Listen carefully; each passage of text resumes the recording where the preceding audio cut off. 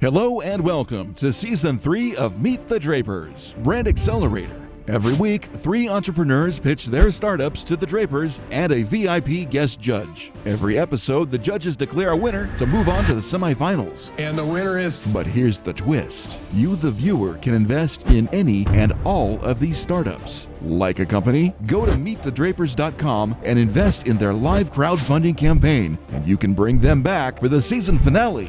The crowd is voting in 3 of our finalists. This is your shot to invest like a venture capitalist. Now, let's make some money. Welcome back to Meet the Drapers.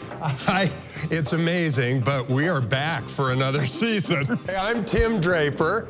I'm in the venture capital business. I've been doing it for many, many years. This is my father, Bill Draper. He was a pioneer of venture capital. He helped build the Silicon Valley and now runs DRK Foundation, which backs nonprofit entrepreneurs. And my sister, Polly Draper, is here with us. She is an amazing actress, director, and she produced Stella's Last Weekend. So I hope you all go see that too. And our special guest is Sabeer Bhatia, and he put me on the map as a venture capitalist. Sabeer was the founder of Hotmail, company that had 11 million users in 18 months. And he really drove the idea of web-based email. So Sabeer is primarily responsible for all of us being closer together. Now, Sabeer is reinventing what buildings are, reinventing the smart city, doing this all with Biscuit Labs. So welcome, Sabeer, and welcome to Meet the Drapers. Thank you. Terrific. So tell us what it takes to build a unicorn. I mean, you built Hotmail. How did you do it? Well, you begin with a great idea, and the idea solves some sort of a problem.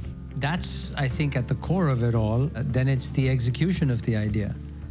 And the most important thing in the execution of the idea is to find people who believe in the idea, who are doing it because they think it is as revolutionary an idea as you do.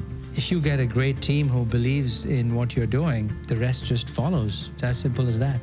Well, you provided an amazing service for all of us. Who knows what connections you've been able to make because of Hotmail. Polly, what do you think it takes to make a unicorn? A big horn on the front of there. And rainbows? It is an original idea that it captures the zeitgeist. Everybody suddenly says, I always wanted this, and why didn't I know that I always wanted this? And so explain what a zeitgeist is.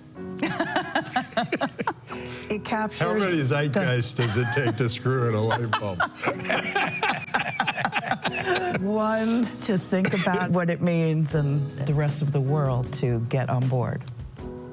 I like that. Very Right? good. Wow. Hey, Snap. I'm impressed. And Dad, what do you think it takes to create a unicorn? First and foremost, the team that's built to go after the project, no matter what it is, even if it's not that original a project. If you've got a great team, you can overcome the competition.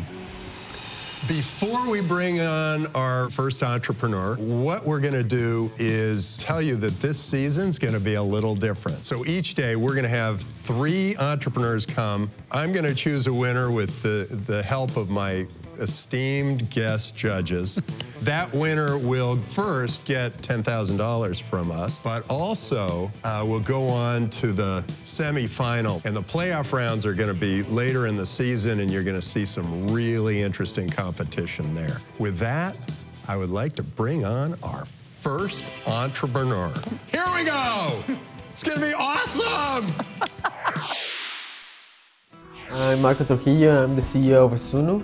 And I'm Fernando Beltorio, I'm the CTO. So our company is Sunu. We build this smartwatch for people with visual impairments. It uses sonar and GPS navigation to help blind and visually impaired people move around safely. These vulnerabilities will be removed one day through technology that enhances our abilities. It makes us better and more independent. I mean, we believe that Drapers are such a great family, impact-driven VCs with such a great reputation. Very excited. So I'm Marco, the CEO of Sunu. And I'm Fernando, the CTO. And we built a smartwatch for visually impaired people that uses sonar, haptic feedback, and GPS navigation to help them move around safely and freely. I used to work with blind children, go out for mobility lessons every Thursday, and I realized that no matter how well you train them, how much you take care of them, they eventually hurt themselves multiple times as they grow, and they become more passive. And the best aids they have out there are either a $30 wide cane or a $60,000 guide dog. And yet, none of these tools actually provide protection to the upper body. This is the reason why every 5 to 10 seconds, a blind person requires medical assistance due to a head injury. I was born low vision, legally blind because of albinism. And what Marco mentioned, I lived every day since birth. In fact, 300 million people worldwide are blind or low vision. They're living with sight loss because of diseases like diabetes, glaucoma, and macular degeneration. Mobility and access to information are the cornerstones and the keys to independent living. And so our solution is through technology like Sunu Band. Sunu Band is essentially a smartwatch that uses sonar to detect the environment. It detects obstacles up to 16 feet away, and then haptic vibration feedback inform me as to how close or far away I am to an obstacle. To use Sunu Band, you simply double tap. It activates the sonar sensor, and now I can actually walk around, detect obstacles in my environment in a way that is discreet. And it really reduces those nasty cuts and bruises that I used to have. I can also activate Sunu's navigation to know places that are around me. So I'm actually getting a lot more info about what places, like cafes, and I can simply point. Phil's Coffee Shop. And I know exactly if it's to my right or to my left. Being low vision, it's impossible for me to see across the street. We have sold about $1 million worth of product. The business model is quite simple. We sell this product at $299, and we keep 80% gross margin on it. So can you demonstrate, can you like walk toward Marco, see if she tells you don't bump into this guy? Sure, and actually it will be a cool exercise if any one of you want to try it, so you can also explain to the other judges. Yeah, Just okay. Don't go too fast. Close your eyes. I'll close my Tim, eyes. close your eyes. I will do that. I'm going to close my eyes and start. You can wear it just like a smartwatch. There's a touchpad and then 2 buttons on the side, and this is the sonar sensor. I'm going to go ahead and activate the device, so wake it up. And I'm going to activate the sonar sensor. Indoor sonar mode. And if you bring your hand down to your side, Okay. you'll actually feel constant vibration because I'm right in front of you. Should I swing it or something? Oh, you can keep it just like that. Okay. And then notice what happens as I walk away from you. Notice how those pulses change.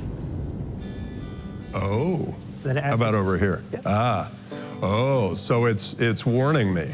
Is it going to notice if I'm getting close to something? Oh yeah. Okay, I'm close. There we go. Cool. It works in real Let's time. see. How about over here? It's vibrating. It's all just So it vibrating. produces pulses. I'm feeling it over here. So there's something over there. Build this product to be complementary aid. It really So actually, it doesn't give you any beep if you're kind of clear sailing. Exactly. Oh, will it tell me if there's like I'm falling off a step or something? You have a stick for that. That's what they you have the show. stick. I feel like I should always keep it out in front of me, but I don't have to, do I? Oh, it's really beeping hard. this is right the first over time you use it, so. This is amazing. Oh my Notice how easy it is gosh. to learn how to use. It's very intuitive. Okay, I'm okay. Now I'm gonna open my eyes again. Yeah. But wow. So $300? That's all it costs? Yes. How many can afford this? What is the real size of your market? So we're initially targeting first world countries, although I'll have to say that so we have users in Mexico, we have users in Africa, we have users in India, and there's a lot of subsidies and many other like insurance, medical insurance, that we can use to put these products in their hands. You've been okayed for those? Yes, we've been partnering with institutions and organizations, over 30 of them and around the world, like Vision Australia and some of the leading organizations that help provide it to their clients. Now, it is a little bit of a stretch, 300 million blind people around the world. That would mean how many in the U.S.? By 2020, we're projecting 20 to 30 million Americans living with severe vision loss. That's because of diabetes and other conditions like macular degeneration. I'd like to hear a little more about the marketing because you probably wouldn't put it in a store just sitting there. How do you market this? So we have different strategies. So we have our online store. We do a lot of Facebook marketing, YouTube marketing. We actually have a couple of influencers who are talking about our device. Facebook marketing, the blind person doesn't see that. Also, the blind people use a lot of the computer and web surfing these days. They have their own software that makes whatever they're typing on the computer or searching on the computer accessible through voice feedback. And we also partner with institutions. Perkins School for the Blind, who was the first institution for blind Americans. So we target them, we provide them with demo units, and they show the product to their members. Does the insurance cover this? But it's basically on a case-by-case basis or through prior authorization. It's not yet covered through private insurance. We're also being subsidized by the VA insurance, and Australia has a disability insurance as well.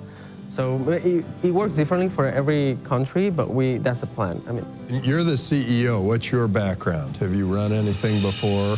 Yes, I have a robotics background. I've created 5 assistive technologies so far. I attribute this because my best friend from childhood is deaf. Actually, I grew up with him, and we figure out ways to play together because he actually didn't know at that time the sign language, so we built our own. So that get me hooked and ignite my passion for technology and assistance. How many people in the company now? Right now we're 17 people, most of them being engineers. Once you sell it to them, is there any ongoing service, or is it just a one-time sale and that's it? So the ongoing service is being delivered through the app. So every month or so we deliver new features. So do you charge for those two? It's $2.99 plus? Still free so far. We eventually plan to add a subscription on it. At this point, we want to make sure we are delivering products that are useful for users. So for example, users can tell the time with vibration pulses, which is more discreet than a talking watch. They can also find their phone just by holding the button down, which is like a very simple but very useful feature for them. Do you manufacture this yourself, or do you subcontract it? Subcontract. It's basically for people who only have canes. Is that what you would say? It covers everybody. Those who are blind using a cane or a guide dog, it helps extend awareness beyond the reach of the cane. The cane guarantees the next step, or the dog is always guaranteeing that next step at floor level. The Sunu band is enhancing awareness above the waist, at chest, and at head level, where the majority of accidents are happening, like signposts, tree branches. How long have you been using it? Since I met Marco in 2014 at Mass Challenge, I borrowed it for a couple days, and I just immediately noticed how it was helping me avoid those tree branches and scrapes to my head. Well, Fernando and Marco, thank you so much for coming to Meet the Drapers. I was enjoying the reaction from Tim when he got to try out the Sunu band and was walking around with it. He just noticing how easy it was to use. So in my case, I think it tripped a little bit at the very end. I didn't give a great closing probably, but I think it went well anyways. But it's also just the opportunity being here in front of a beautiful audience who's actually supporting and backing great ideas that can potentially change this world. It's such a big privilege. So what did everybody think? Sabeer, what did you think of this group? First of all, I think it's a very good idea because it solves a real problem. I think your question is very good. Is it a one-time sale? These days, everybody is thinking about having a recurring kind of revenue model. I think the real market for this is developed countries that can afford a $300 price tag. He said between 20 and 30 million, let's say 30 million in the US. Europe is also another 30 million. So the total market size is about 18 to 20 billion, I think. But I think it's a great idea. It solves a problem. I think these entrepreneurs are very passionate about what they're doing, and I would give them a thumbs up. I suspect their marketing is pretty easy. I think that the word will travel rapidly through the blind community. I do too. If it really works as well as they indicate, they're going to have a very fast takeoff. I think there's room for it to grow as a device because it doesn't get rid of the cane and the dog. As improvements are made on it, it'll be something that tells you there's a stump in front of you. You're about to go down these steps. And so I think there's room for it to grow. And I love those two guys. I thought they were very fabulous, good. Yeah. It is a big market. Boy, if it is that big, it's a really big market. It's an easy target Well, I was wandering around with it. I was thinking, there are all sorts of interesting applications for something like this. I mean, I'd bumble around and kick tables in the dark. In the dark. So I don't wake my wife up. Right. And if every 5 seconds someone blind is having a accident, that's a serious issue. And it's a growth market because of diabetes. But that's a great start to the Meet the Draper show. Okay, let's bring on the next entrepreneur. But before we do, let's see what's going on behind the scenes. My name is Jose Montero, and I'm the CEO of Blue. And my name is Kristen Montero, and I'm the CMO. We're brothers and sisters, and this is a family company. Blue is a mobile app that the whole goal is to encourage people to be social through Bluetooth. Everybody wants to be social. No one wants to feel disconnected, and no one wants to feel lonely. Jose started out with the whole idea, and then it went from him to really getting my dad involved, and now we have a full team. We are nervous. We haven't really, just let it set in yet, but we're ready. We're ready and we're excited. So we're thankful to be here. Our next guest comes from Draper University. Give us your pitch. In today's world, it's actually a huge problem that everyone is connected on social media more than ever before, yet completely disconnected in real life. Which is why we created Blue, a mobile app that enables anyone with a smartphone to discover people and things autonomously via Bluetooth. About 3 years ago, we developed and patented a technology that connects users of social media networks through a networking application using short-range wireless communication. The most valuable assets of any social network like Facebook, Instagram, or Twitter come from manually created connections between the user. Every single person in this room has an online identity and a smartphone. We create a high-quality social graph seamlessly between devices without the users having to interact with their phone, aka while it's in your pocket.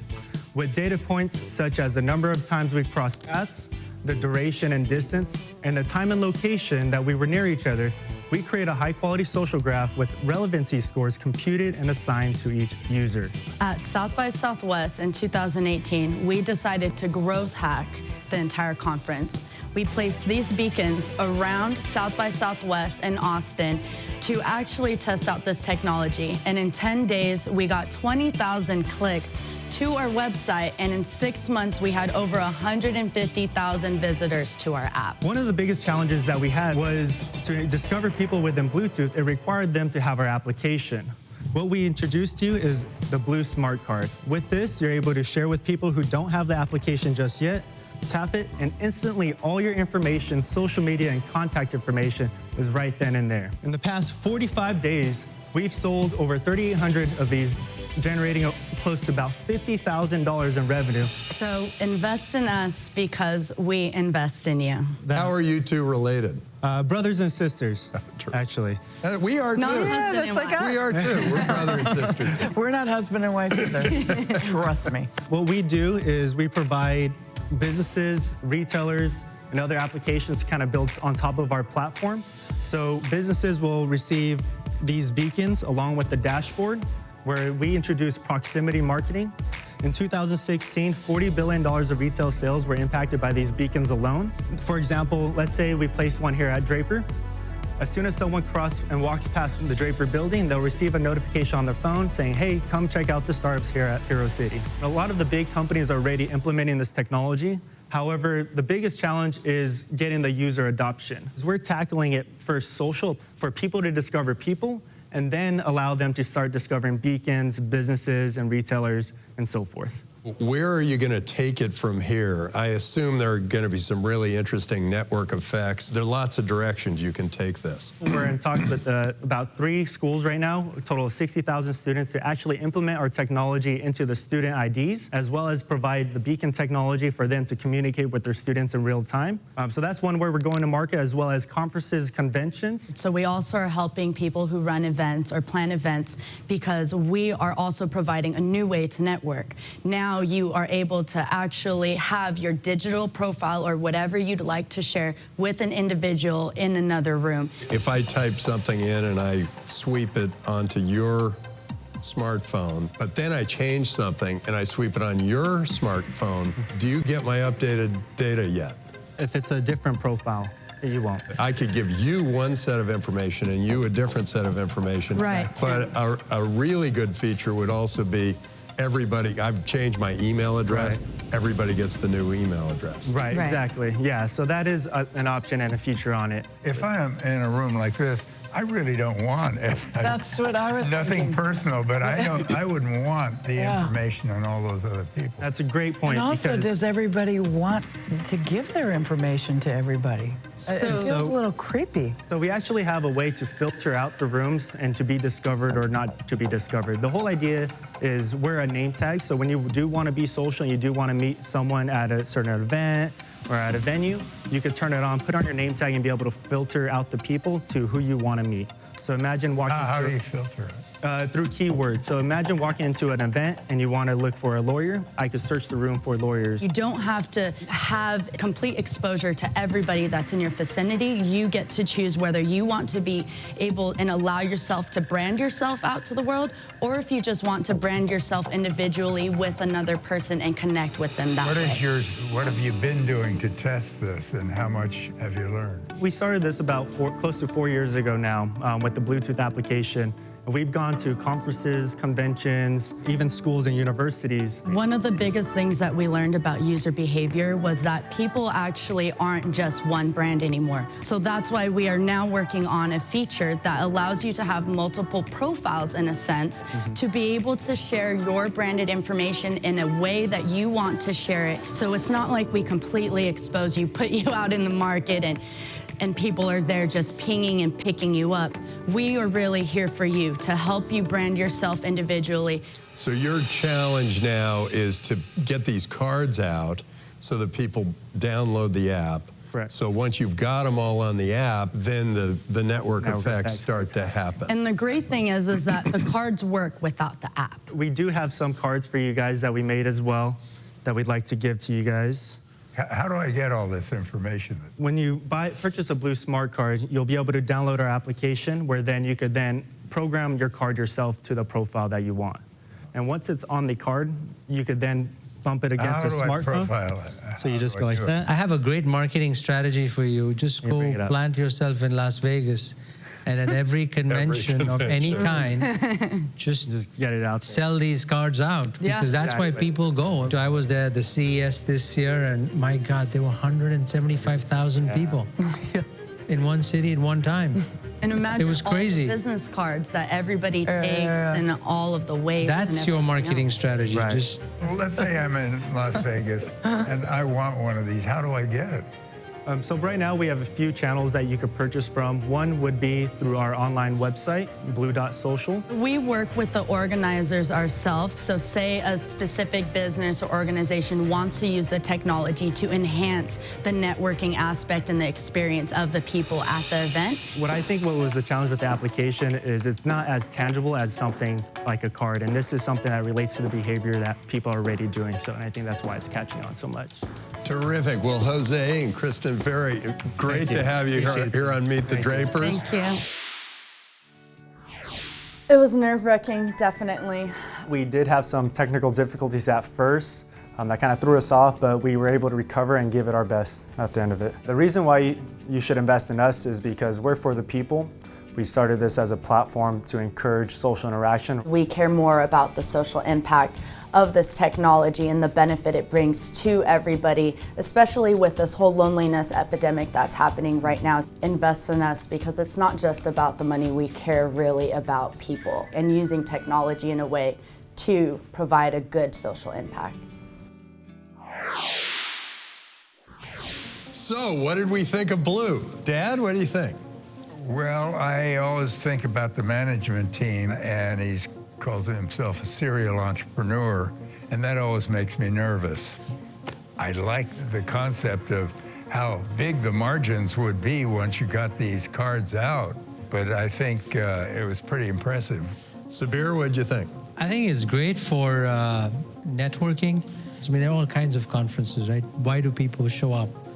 But when you're at the conference, you just start talking to everyone around. And the other way is, let's do it in a directed manner by having this card so I can reach the right person Do you think it eliminates serendipity or just like... It eliminates serendipity, yeah. Completely? Completely, yeah. Unfortunately, with all the technological innovation that is happening around us, we are losing a lot of the human touch and feel. You're doing the absolute opposite of what your primary goal is. But wait, Polly, if you walked into a room and you saw that there were 3 major network producers and there are 500 people there, wouldn't you want to kind of go, let's go over and meet with them? No. You could have been a much bigger actress. Well, I'll tell you why. Okay. Having been famous, I know the feeling of being bombarded by people coming up to you when you don't want them to. Network producers might not be famous. They, more than an actress, do not want to be bombarded by people pitching them ideas at a party. I feel like it's intrusive, and I don't quite understand how you can keep them at bay if you don't want them. It seems like you walk past Draper University, and even if you don't want it, they're suddenly being able to reach out to you. What if you were at a networking event, not at a party? Yeah. Where the purpose of your being at the event is to meet people. He's up for using it everywhere. You know, I don't know. I don't like it at all. This is the first time I've ever been here where I've been like, this is the creepiest thing I've ever heard. Except for the one when you walk by a store, they take stock of everything you're wearing. That one creeped me out too. We backed that one. Did you? So let's see what our next entrepreneur has in store. But before we do, let's see what's going on behind the scenes. I'm Lindsay, and I'm the CEO of Dispatch Goods. So Dispatch Goods creates an ecosystem of reusable containers by partnering with food delivery apps and restaurants. And then your food will get delivered like normal, but in a reusable bag and reusable containers. Restaurants that do a high volume of takeout and delivery, there really wasn't a sustainable option because everything was single use, so it was high waste creation. I started to look at our entire system and see what piece was very broken. Really excited, first of all, because I just want to raise awareness about this problem, and because I know that the Drapers have a reputation for finding companies that have solutions to big problems and helping accelerate them. I am Lindsay, and I am the CEO of Dispatch Goods.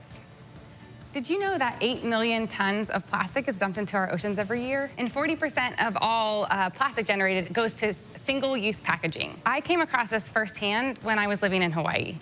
My husband and I were hiking to a remote surf break on Kauai, and when we got to the beach, the sand looked as though it was rainbow colored. But when you got closer, you realized it wasn't sand at all. It was microplastics that were churning in the Pacific garbage patch. That really opened my eyes, and I knew I had to take action to protect what I love, which is the ocean and surfing. And I got involved with a program called Ocean Friendly Restaurants, where we certified restaurants that had the most sustainable practices. The issue was that restaurants that did a high volume of takeout and delivery really don't have a sustainable option because of the amount of waste they generate, and there's no reusable that they can use in that context. Food delivery is on the rise. It's going to be a $200 billion industry by 2025. And if you think about the waste implications, it's staggering. I decided to go back to school at Berkeley and work on my MBA to find the intersection of sustainability and business. And there I met my 2 co-founders, Anuja, who's a senior software engineer, and Jessica. Jessica was the lead on designing the business school to be the first true certified zero waste academic building in the world. So I found a team that I knew could take on this problem. We founded Dispatch Goods, and Dispatch Goods creates an ecosystem of reusable containers that can be opted for when you're checking out from a food delivery app.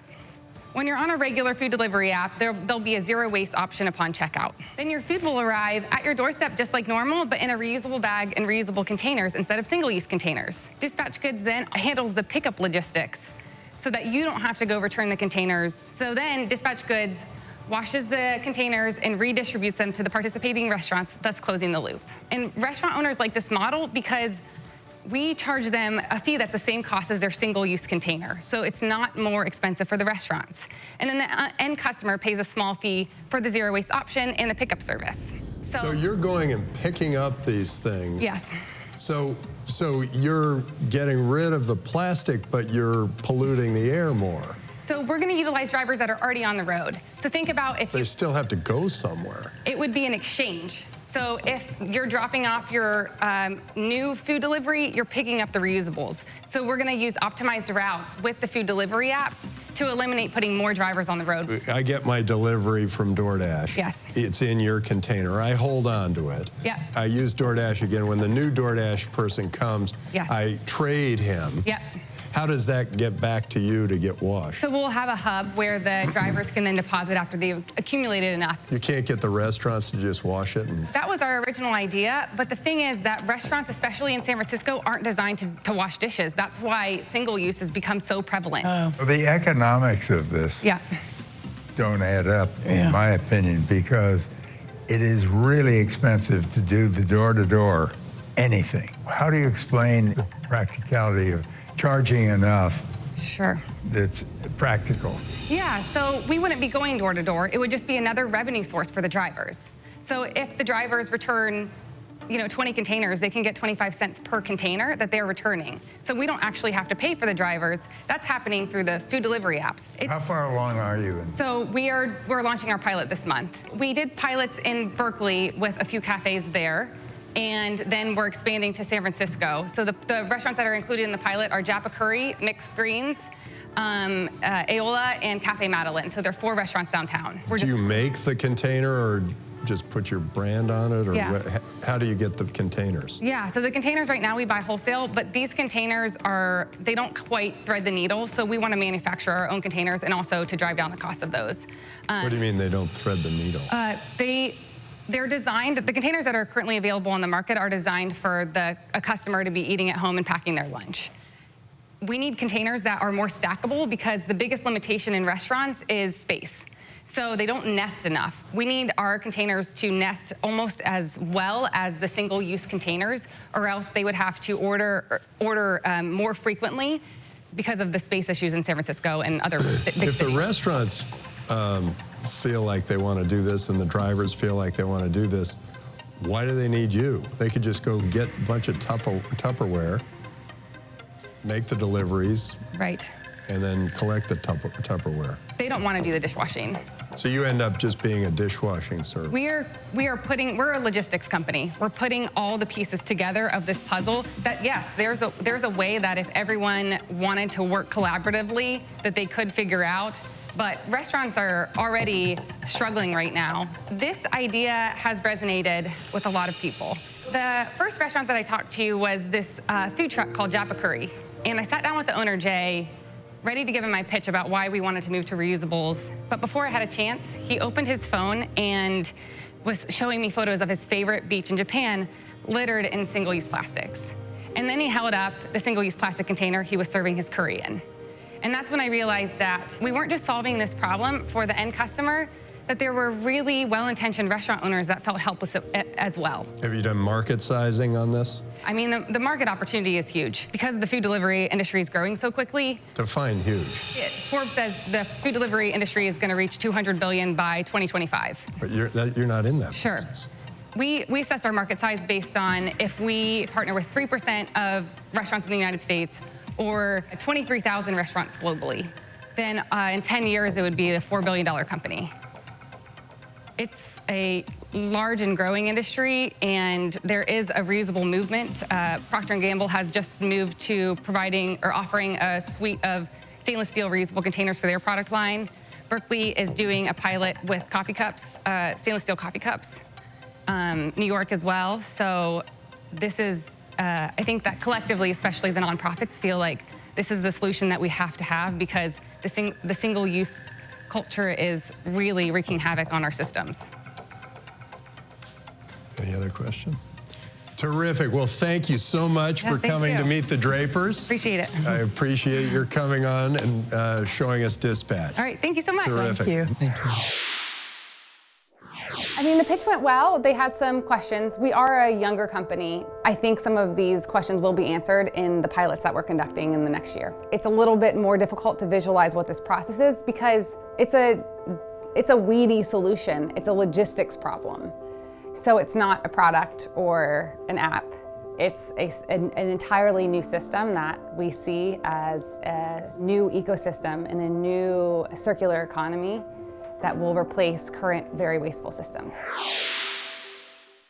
What did everybody think of dispatch goods? Sabeer? I think the problem she's trying to address is massive. We are consuming too much. She's trying to solve a problem, but I think it's very hard to make money if that's the end goal in order to be successful. I think the idea is good. I'm not sure if the economics will make sense, as you pointed out. As it is, people haven't really figured out, even though DoorDash and others have grown, how to be wildly profitable. They're not tech businesses. Tech businesses have 90% profit margins. Trying to make this work, I am afraid, will be a very massive challenge for her, is my opinion. Polly, what'd you think? Well, I think it's what she's doing is fantastic. The fact that she's partnering with Yelp made me feel like there was some hope for it, that's a big entity for her to be partnering with. But I feel like the logistics haven't quite been worked out. They might work better in places like New York, where bicycle delivery is more popular. Dad, what'd you think of this one?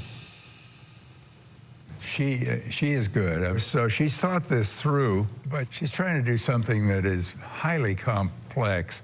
This is not going to be something that a lot of people are going to rush to utilize, and so I'm out. It's going to go through a lot of iterations. I think she's going to have to go through a lot of iterations. I don't think she's there yet. She's kind of early stage, but it's a good idea. When she says she partnered with Yelp, I wonder exactly what that means. I wonder what Yelp would say. But that is a very good company. They might put a little star by the restaurants that use her service. Oh, yeah. But she has a problem. That's step one in starting a big business. And it's a big problem. And so, and there are a lot of people working on it in a lot of different ways, and many of those are probably better businesses than this so far. Now, we've got to choose. We got to decide which of these three companies, Dispatch Goods, Blue, and Sunu, are the winner. Sunu is clearly my pickup. I agree. I think Sunu was... Sunu too? Sunu too. I think Sunu as well. If the product works as well as they say. Well, it looked like it was working with Tim not bumping into any of us. See, it's always harder to create a hardware product that works. Then there's something that we can touch and feel. We cannot leave it to our imagination of whether it will work or not. Mm-hmm. And in this case, it was there and it worked. It was and there, we saw it. And we saw it work. So that's it's kind of magical. What brings it home for me. The team was good. The team was good, and hearing from him how the little cuts and bruises, I can totally imagine this solves a real problem. And like we said, it's pretty straightforward. They've got their marketing. Marketing would be pretty. And you think that business would be bigger than these other two? What I look for is how big is at least 20 billion. Big. Oh, it's huge if it really works. It's huge because it's very focused. I went around. It works. And it's I was very comfortable. And it's a very focused market. I mean, it's easy marketing. Profits are going to be much bigger. Well, Sabeer, you are now a member of the Draper family. Thank you. We adopt all of our guest judges, so welcome to the family. You can call yourself Sabeer Draper or Sabeer Draper Honorary Bhatia. Draper. Honorary degree. Honorary degree, any of the above. Sounds good. Welcome to the family. Thank you very much. Great to have you. Thank you. I always wanted a real brother. It wasn't enough for you? Thank you. So with that, I think it's time to bring them out and for me to go to the crystal ball and see which one we're going to go with. And there's clearly a lot of peer pressure, but the crystal ball has its own independent thought. Mind. If the crystal ball comes with a different solution than ours, I would get a new crystal ball. You never know. It does what it does. The world moves in strange and unusual ways. Well, let's bring on the entrepreneurs and let's and we will make a selection. Or I guess I will, after consulting with the crystal ball.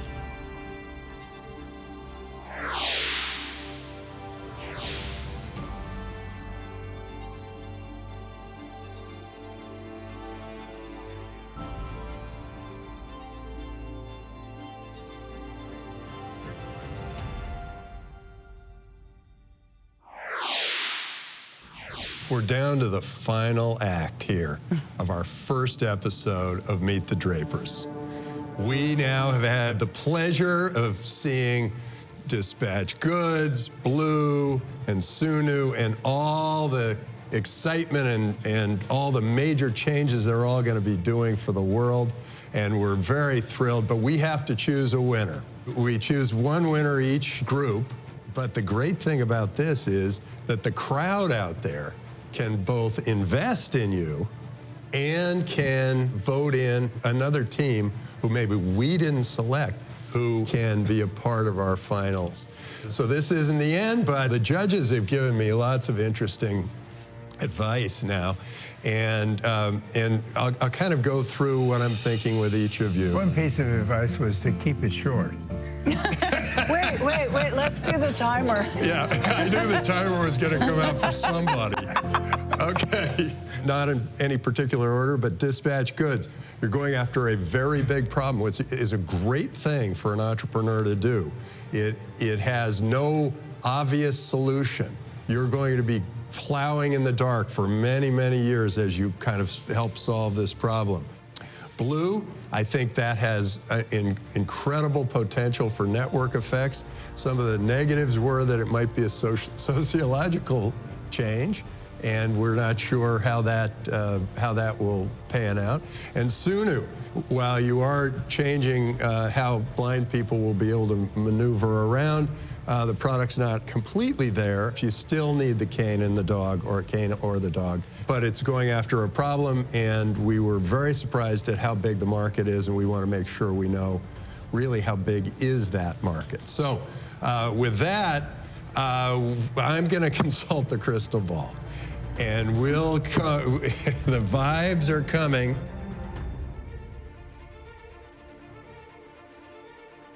And the winner is Sunu. Congratulations.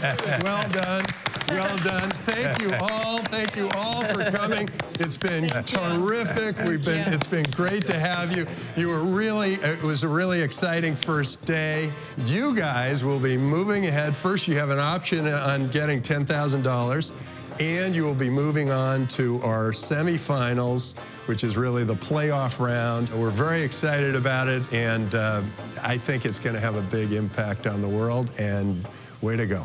Awesome. So thank you all for coming, and see you next week on Meet the Drapers!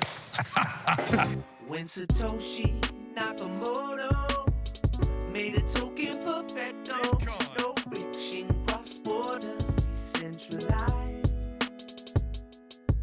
The world he did join. He brought us together. Was sharing Bitcoin to be no quarter and harmonized. Connecting the world with pervasive money. He opened our minds, made the banks look funny. He kept his head down, he stayed in the dark. We'll never know if it was planned or a lark. But the world past Satoshi is forever changed. Whether its origin block is lost or unclaimed. The world is right, bankers shock bureaucrats too.